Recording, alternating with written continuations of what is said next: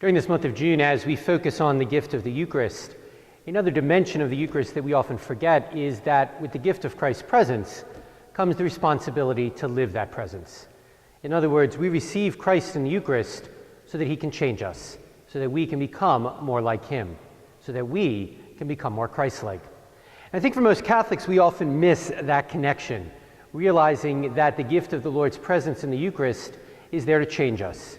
It's there to change us to become what we receive. That means each Sunday as we come to receive the Eucharist, we should be making progress in becoming better people. We should making progress in being more faithful. We should be making progress in being more faithful to living out our life as a disciple. And for most of us, those are difficult questions that unfortunately we realize we're not always living out.